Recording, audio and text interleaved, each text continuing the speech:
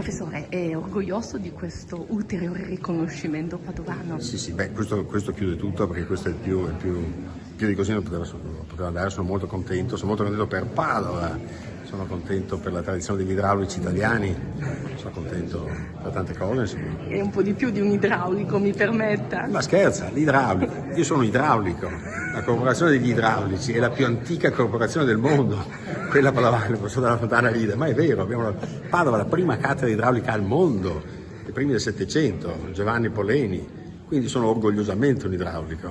Grazie. Mi sono occupato del fatto di cercare di capire perché se lei gratta la scala da una mappa di un fiume non sa dire se è grande o piccolo, e dirai, chi se ne frega.